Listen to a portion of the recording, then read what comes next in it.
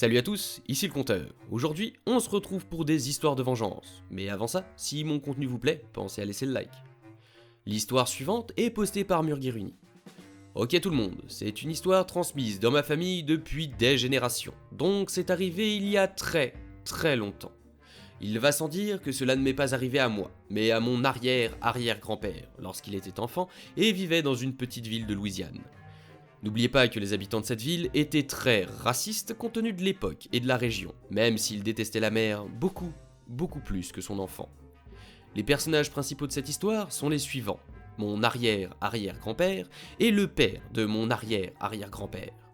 La mère démoniaque, Adam, la victime, l'autre fils de mère démoniaque, le shérif.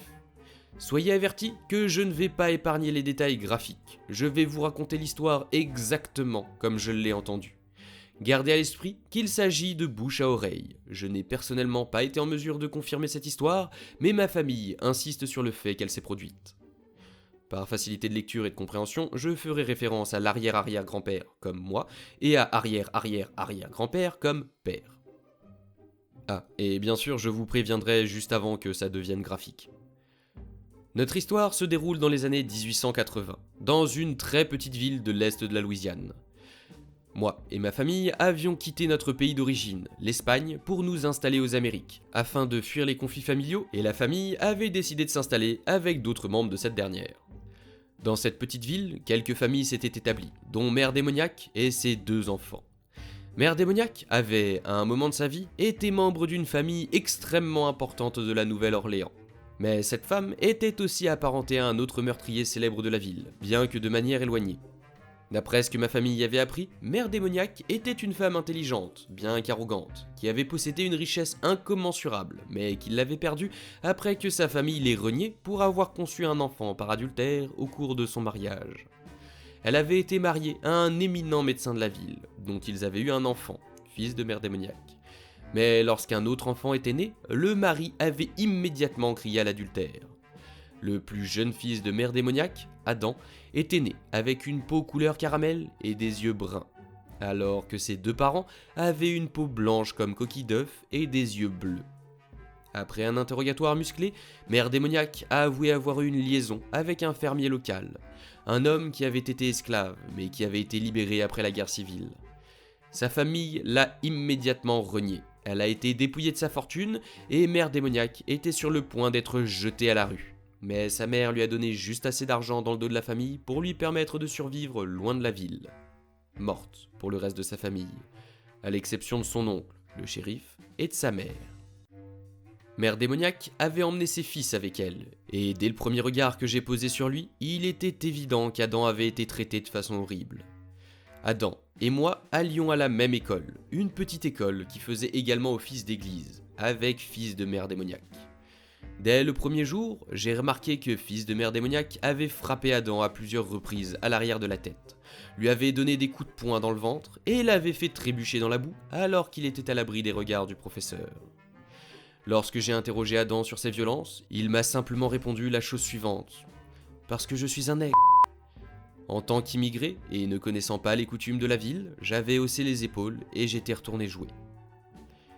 Les mois passent et les abus se poursuivent. Adam se présentait à l'école avec des yeux au beurre noir, des lèvres gonflées, des ecchymoses, etc.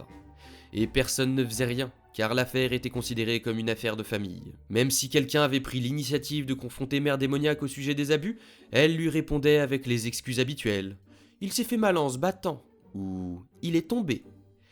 Un jour, les choses ont tellement changé que moi et ma famille nous en sommes mêlés. Bien que moi et Adam ne soyons pas de bons amis, nous étions les 2 seuls garçons de 6 ans à l'époque, et il nous arrivait souvent de jouer après l'école ou pendant le déjeuner. Fils de Mère Démoniaque n'appréciait pas du tout cette situation. Un jour, ce dernier s'est approché de nous 2, et voici à peu près la conversation qui s'est déroulée. « Eh bien, je ne savais pas que nous avions des amis des négros ici. Comment t'appelles-tu, ami des négros ? » Je ne sais pas ce que ça veut dire, mais je suis Opi. Vous devez être le grand frère d'Adam, non ? Fils de Mère Démoniaque, laisse-nous tranquille, nous essayons de manger. Fils de Mère Démoniaque avait apparemment pensé que c'était une bonne idée de jeter notre nourriture par terre à ce moment-là, décidant qu'il avait un nouveau jouet à persécuter. Les négros et les amis des comme toi, vous ne méritez pas de manger sur des tables. Allez manger votre nourriture dans la terre. » Il est important de noter que Fils de mère démoniaque avait environ 12 ans à l'époque, soit le double de notre âge, et qu'il n'était donc pas possible de riposter. Pendant que je me mettais à pleurer à propos de ma nourriture, Adam s'était déjà mis par terre, essayant de ramasser son sandwich avant que Fils de mère démoniaque ne le piétine. Mais plutôt que de piétiner le sandwich, le Fils de mère démoniaque avait décidé qu'il serait bien plus brutal de frapper Adam à l'arrière de la tête alors qu'il était à genoux. Après avoir frappé Adam, le Fils de mère démoniaque m'a donné un coup de poing dans l'estomac avant de s'en aller. Apparemment, le fait que Fils de mère démoniaque m'ait frappé dans l'estomac a suffi à énerver mon père, qui, le lendemain, a rendu visite à mère démoniaque pour régler la situation.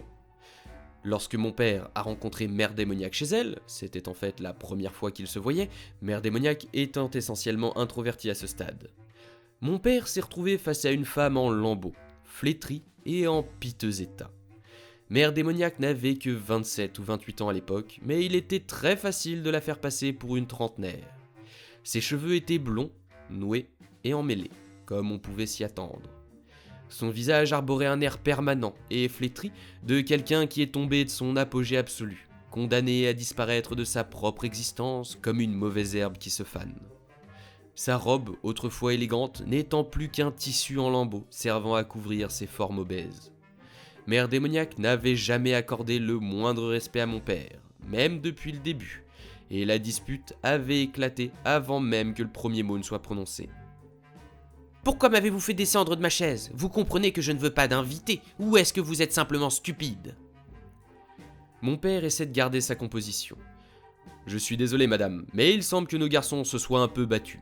Votre garçon, fils de mère démoniaque, a frappé mon fils et a détruit son déjeuner. Pourriez-vous lui en toucher un mot ? » « Je ne vais pas gronder mon fils pour avoir battu une ordure comme votre gamin. Allez vous faire cuire un œuf. » Sur ce, mère démoniaque a claqué la porte.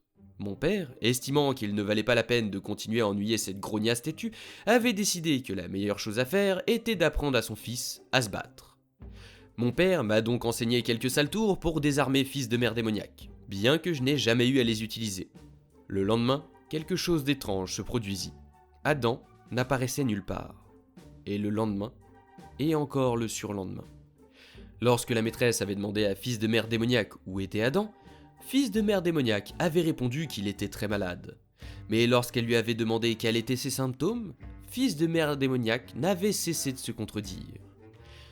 Un jour de plus s'écoula avant que cela n'arrive. Attention, on commence à arriver sur une partie malaisante. Toujours là, je continue. L'un des chiens errants du quartier s'était retrouvé avec quelque chose de particulier dans sa gueule. Et après que l'un des habitants de la ville l'ait extrait de la gueule du chien, il était clair qu'il s'agissait d'une côte humaine. Une côte assez petite pour être celle d'un enfant. Des liens ont été immédiatement établis. Mais le shérif, étant l'oncle de mère démoniaque, il a décidé de vérifier les choses lui-même.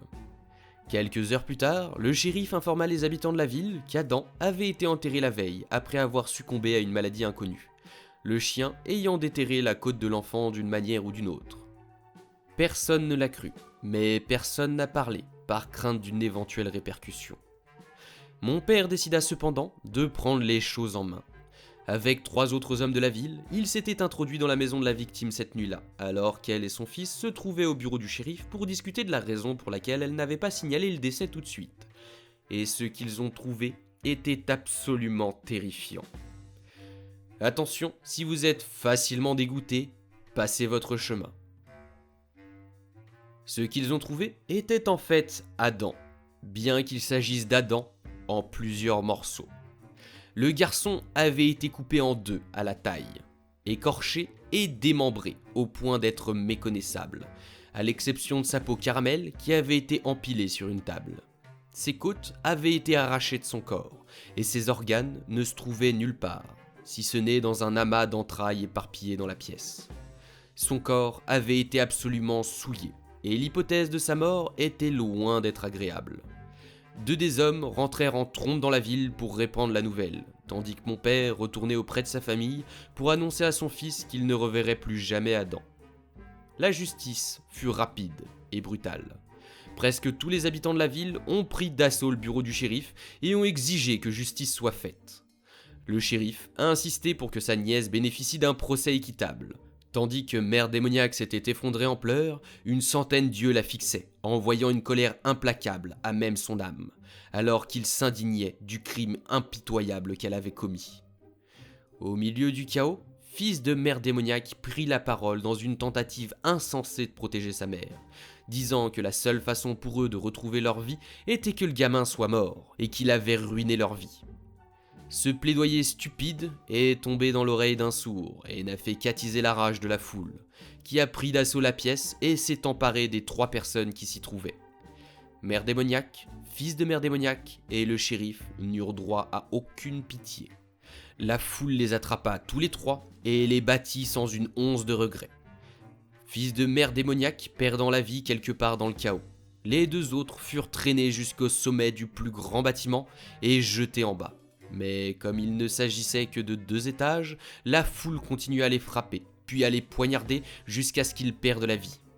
Et c'est tout. Les 3 ont été enterrés dans des tombes anonymes quelque part dans les bois, tandis que les restes d'Adam ont été enterrés dans le cimetière local. Au total, 4 vies ont été détruites à cause de l'avidité de 2 personnes, toutes 2 essayant de retrouver la vie qu'elles avaient connue en recourant à la méthode la plus extrême possible. Tandis qu'un homme qui aurait pu éviter sa mort a tenté de protéger sa famille dans une ultime tentative. Et si jamais vous êtes en train de manger, je vous souhaite un bon appétit! L'histoire suivante est postée par PKV. Contexte. Mon grand-père est allé en prison à la fin de son adolescence et au début de sa vingtaine. Il y a passé 11 ans. C'était la prison dans les années 30 et 40, alors dire que ce n'était pas facile est un euphémisme. Quoi qu'il en soit, il en est ressorti avec un tempérament terrible et plus enclin à la violence. On passe à l'histoire. Tout cela s'est passé au début des années 60 dans le Midwest rural. Grand-père et grand-mère ont élevé leurs enfants de la seule manière qu'ils connaissaient, en ramassant des légumes en tant qu'agriculteurs itinérants. Dans la plupart des petites villes où ils vivaient, les flics ne venaient pas vraiment. Les habitants de la ville réglaient généralement les problèmes à leur manière. Dans l'une de ces villes, il y avait un sac à popo, qui, de notoriété publique, abusait intimement de ses filles de façon fréquente, et les vendait ensuite à ses amis, dans une ville où il vivait auparavant. C'était un secret de polichinelle, mais personne n'avait de preuves. La plupart des parents, y compris mes grands-parents, se sont donc contentés de dire à leurs enfants qu'ils ne pouvaient pas aller dans cette maison. Un jour, Sac à Popo a fait remarquer à un autre homme que grand-père était assis sur une mine d'or avec toutes ces jolies jeunes filles qu'il avait. L'homme vient raconter à grand-père ce que Sac à Popo a dit, et grand-père fait passer le mot pour que l'homme passe l'après-midi. Sac à Popo arrive, et grand-père lui parle et lui dit qu'il devrait venir souper ce soir-là et lui demande quel est son plat préféré. À ce moment-là, Sac à Popo ne sait pas que grand-père sait ce qu'il a dit. Grand-père lui répond « Je vais demander à ma femme de le préparer, et tu reviendras dans quelques heures. » Après son départ, grand-mère, qui tremble visiblement, dit qu'elle ne veut pas faire ce repas, et lui demande ce qu'il fait. « Chérie, fais-le.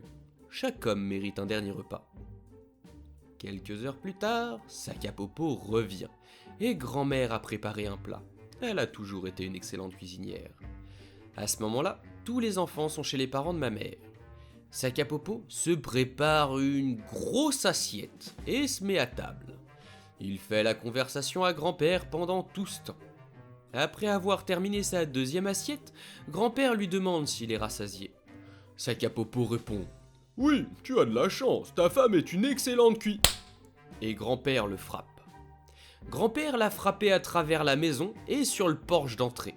Pendant qu'il le battait sur le porche, la plupart des autres pères de famille du quartier sont venus le voir. Lorsque grand-père a terminé, l'homme ne bougeait plus beaucoup, et le porche était trempé de sang. Grand-mère nous a dit que pendant les 6 mois où ils ont vécu là après cet incident, elle n'a jamais pu faire disparaître complètement les taches de sang. À ce moment-là, quelques autres pères sont entrés dans le jardin et ont dit « Ne vous inquiétez pas, on va s'en occuper. » Puis ils ont attrapé Sac à Popo et l'ont traîné jusqu'à l'une de leurs voitures. Grand-mère n'a jamais pu nous dire si le type était mort ou non, Mais la famille de Sakapopo était toujours là lorsque mes grands-parents et leurs enfants ont déménagé dans la ville voisine et ils ne l'avaient toujours pas vu. Je pense que s'il est mort de ses blessures, les autres pères ont fait une petite fête cette nuit-là. Et dans les commentaires, on a une histoire un peu semblable postée par Nobody, Really. Quand j'étais enfant, on a raconté qu'un adorateur d'enfants condamné avait été retrouvé mort dans un champ de maïs à environ 8 km au sud de la ville. Il était menotté, ligoté et bâillonné. Le shérif a déterminé qu'il s'était ligoté, battu à mort et qu'il avait ensuite traîné son propre cadavre sur une distance de 300 mètres dans le champ de maïs. L'affaire a été classée comme une fin de vie volontaire évidente. Par ailleurs, le shérif a fait une annonce au cours de la même conférence de presse pour informer tout le monde qu'il ne fallait pas jeter ses déchets dans des champs de maïs en parfait état.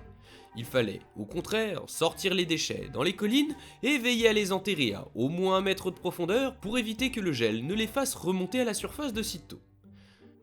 Grâce à ces conseils pratiques, l'homme est resté en poste pendant encore 22 ans avant de prendre sa retraite et d'élever des bisons dans son ranch. C'est tout pour aujourd'hui, alors si la vidéo vous a plu, pensez à laisser un like et n'hésitez pas à la partager. J'ai besoin de vous pour faire grandir la chaîne, sans oublier de vous abonner si c'est pas déjà fait, et d'activer la cloche pour ne pas rater les prochaines. Laissez un commentaire, je les lis tous. Les plateformes de soutien sont en description si certains veulent soutenir la chaîne financièrement. C'était le compteur, on se retrouve bientôt pour de nouvelles histoires.